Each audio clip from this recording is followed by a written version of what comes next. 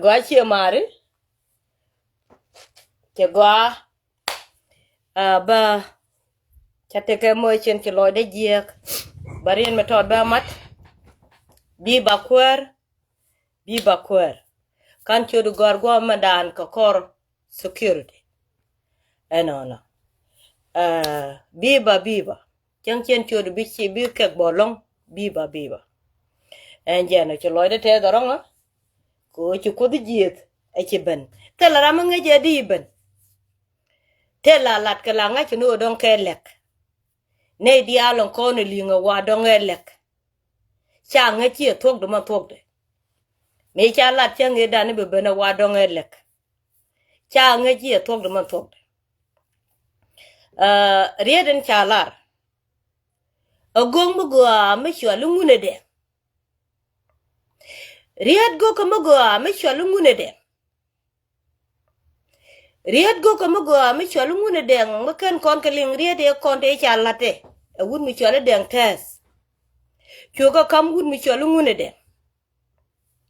Gong mugo me shwa lungune de.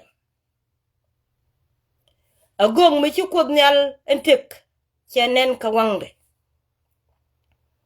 Chako larie te fer dunu kan kon ke ling.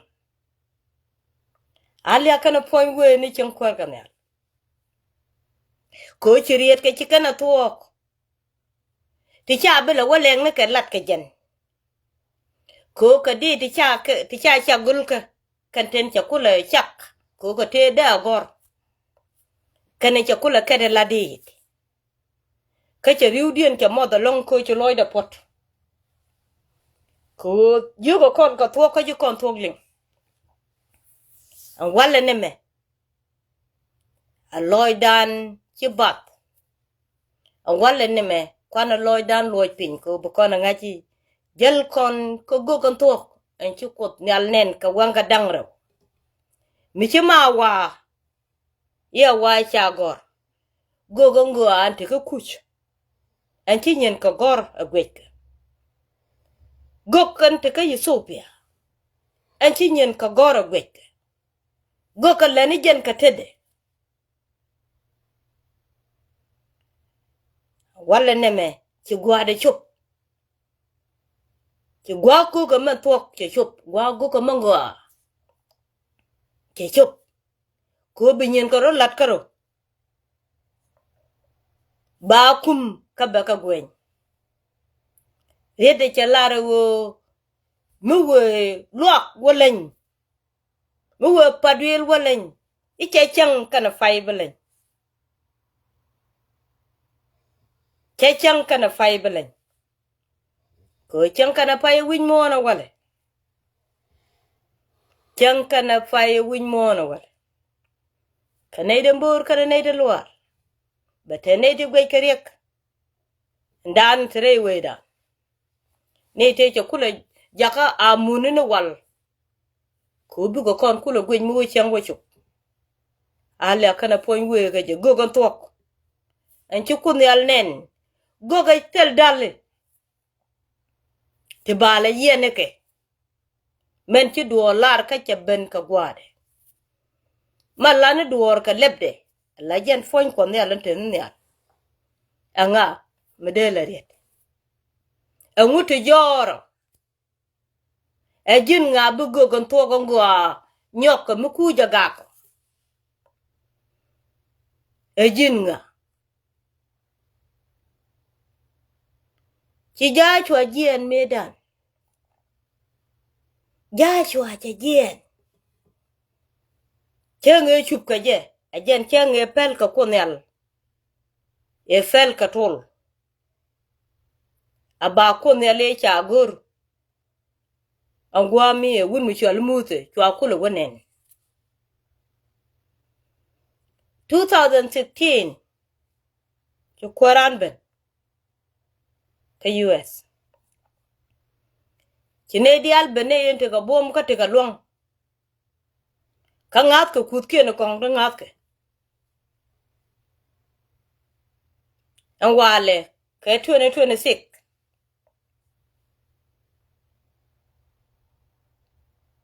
Chu gugdan ci kwerana tot ni ja chuan tot ca ben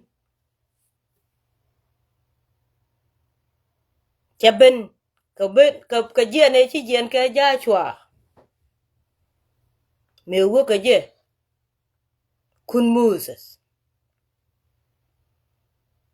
ko ba ben fulfill today ci ja chuan tot ca ben yok ke 2026 walla ne me kweran ci ben tele ben do dien be ba nyok noni kamer ke me nyok akon ju kuch tete ka mal ma dong ma ba balat be bene kweran ko ba we la di Junuba Sudan ba ka di be bene jen ko ba ka di 2026 jen ja chuan ci bene wale ka United States 2026 to la mal do dien me ba ban nyok tani ba ban tani o ba we la di ci gwato ba we ba la di jen ki dodo ko cha po me da ne cha ngun cha ban ti jen te me kwa pom da ngun ke liu kwa bok da ngun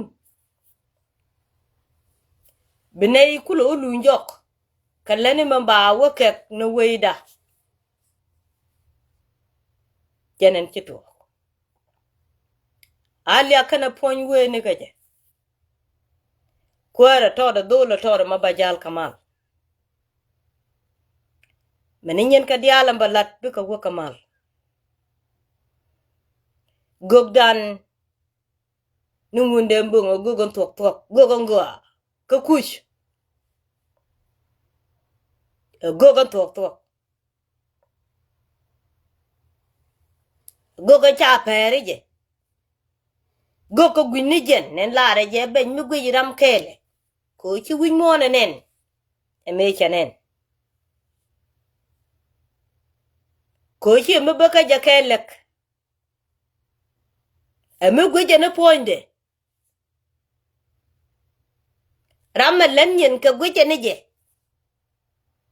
ka wangde gwi je ne je che ben jen kelek cha kwiri jenin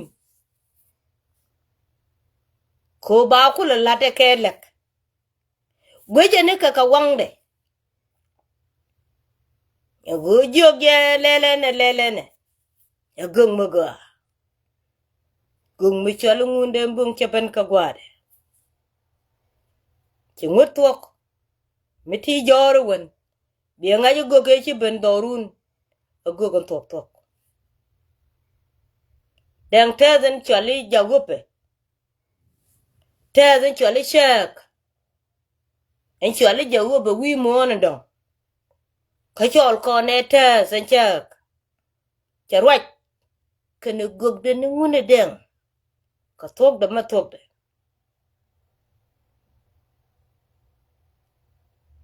ka tok da ma tok de be kona tu chini ka me chi ji suruele tu meni me weken ke go ngaje ne te cha wen ke lep kro ago tok da ma tok jendana beti ke kuch men biga be chi nga jek chi me jekene ma ka chicken red go ka dien chicken ngut chicken angas ngure ka meteu kan tok da man tok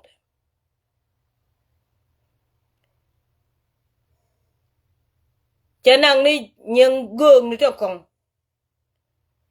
ibe ka kula wala ka dit ka ko kana wo win te kong kana wo ka Israel ka kana wo ka Europe a jen gwija ka wangde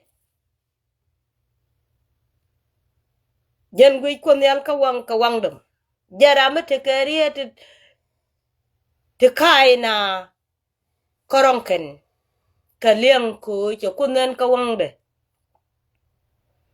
ka jen chak di da ko tuk de dit ka ten che chak ka jen ka tuk de ka leb de mi la teriet ko nyal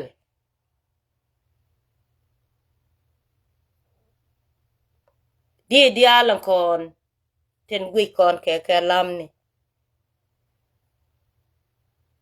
chalam no kon nyu de ne ten bana lo jik ko chu kon thog luk ten bana lo jik ko gan mi nyi te la ja ju ki bie jik mi gan nyal ka yong o ji jin man bi ju ko nya da bie jik mi ga dul ka ja ka gwan ka cha gwan bu gwan ju ko ga da bie jik bu gol jik ten kon e cha lat kon kerieti kokok te nyuth go chu kon me da ne cha la da gwan no kon ken ngach jan cha kula belit ke ja ke lit tor ko chi ma ba nyo ko lo dung nyo ko tro de katas ka de ko lieng ne ka ke chi kon de nyo ko ba let ko chi kon nen ajan mo anen wi ka so daran tu dan ke junu tele nuari tele jang tele nga ini chieng rute tu duol mi chole junu kante me chane ne men chalare tije to chen katim a wengu tiga tije barbaro a jana tije to chen katim cheti wen mon ten balat wi mon chagatim a chang tene kare kot ko chima tene karar chima tene ga pin ba cheti de ko ne chalat a juwen mon ka pelien chagatim ko nga je bateme bi garior bateme beterior abung wana we de man tupan kalat bateme bi garior kan tech de chawar gang ne ken gatin bung wana we jen kalat jana tije to chen katim cheti wen mon chalat chagatim ko ngeje win mon riawe ngeje win mon riawe chang chi ti la wale run bidil je ene la do teramu tela bum mu bungot ka bomde mi chi kon bom chu bom bi nyok mi chi kon bom chu bom bi nyok mi chi ko ruwe chi ruwe bi nyok ko ti dial chakanene gung mo ga gung mi chali ngune den gung mo ga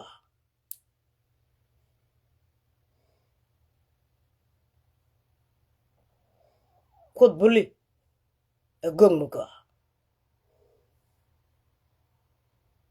gung mo ga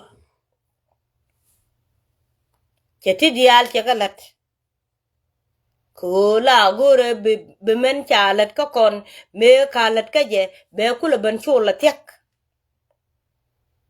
bel koro ka ti chalat gwa no ko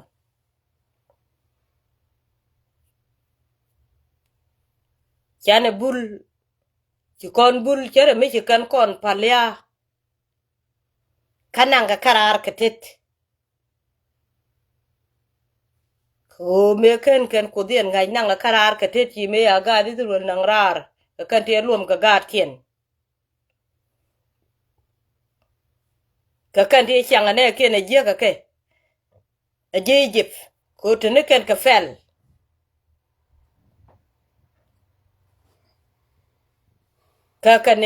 ka ne te kon te china ka ne den ci bante ka malan te ma wi mon chaga garar ko be mante ka kon kula joj ka ngote ka nyogo lui rech ko ngaje noni dien rami che te ram ngot ka ngat bete ka ngade be nyogo lui jok ci ga tugul do ko ke doran nuer ka ngwan tugul en che rar be nyogo lui jok ko goro ba ngachi nga ajara mandana ci roy kana kunel jara mi ci kunel nen gog dialan te wi mon te laran mi ju kun yalne ala we gaje te gawo ci gadan chop